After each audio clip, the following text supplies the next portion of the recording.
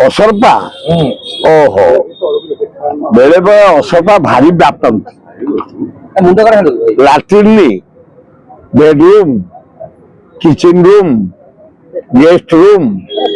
ପୁରା ମାତି ଯାଆନ୍ତି ମାତି ଯାଇଛନ୍ତି କିନ୍ତୁ ମୋ ମତରେ ଭୁଲ କହିବାଟା ମୋ ପାଖେ ଠିକ ହବନି କାରଣ ସୁପ୍ରିମକୋର୍ଟ ଜଷ୍ଟିସ ଆମେ କମେଣ୍ଟ ଦେଇପାରିବାନି କିନ୍ତୁ ଅସରପାଟା ୱାର୍ଡଟା ଭଲ ନୁହଁ ସେଟା କାନକୁ ଅବାଜିଆ ଲାଗୁଛି କାରଣ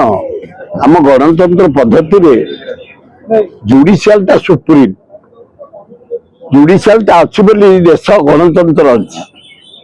ଆମ ଜୁଡିସିଆଲ ମଧ୍ୟ ଇଣ୍ଡିଆନ ଜୁଡିସିଆଲ ବହୁ ସମ୍ମାନ ସୁପ୍ରିମକୋର୍ଟ ଜଷ୍ଟିସ ସୁପ୍ରିମକୋର୍ଟର ଜଷ୍ଟିସ ମାନେ ଅନ୍ୟ ଜଷ୍ଟିସ ମାନେ ହାଇକୋର୍ଟ ଚିଫ ଜଷ୍ଟିସ ଏମାନଙ୍କର ରେସ୍ପେକ୍ଟ ନମ୍ବର 1 ରେ ରହିଛି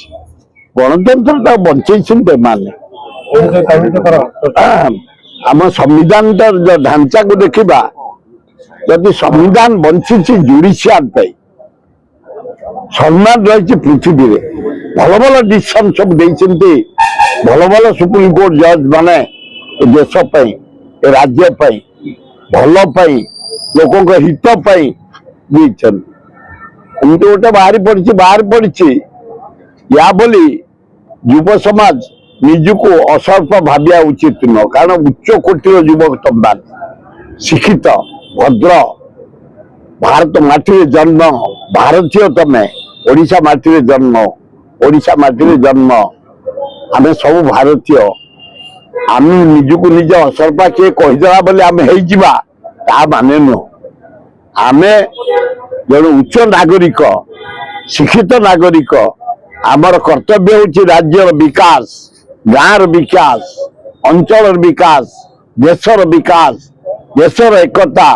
ଅଖଣ୍ଡତା ବଜାଇ ରଖିବା ତେଣୁ ଯୁବ ସମାଜ ଯୁବତୀ ସମାଜ ସମସ୍ତଙ୍କୁ ମୋର ଅନୁରୋଧ ଅଖଣ୍ଡତା ବଜାଇ ରଖ ଭାରତର ମାନ ସମ୍ମାନ ରଖ ତିରଙ୍ଗ ପତାକାର ଓଜନ ରଖ ଆମେ ନିଜକୁ କିଏ ଆମକୁ ଅସରପା ପିମ୍ପୁଡ଼ି ଜନ୍ଦା କହିଦେଲା ବୋଲି ଆମେ ଭାସିଯିବା ଉଚିତ ନାଇଁ କରିବାଟା ଠିକ ହେଇନି। ଲାଇକ୍ ସେୟାର ଏବଂ ସବସ୍କ୍ରାଇब କରନ୍ତୁ ट्रू ओडिशा न्यूज सहित जोड़ी होई रुहंतु।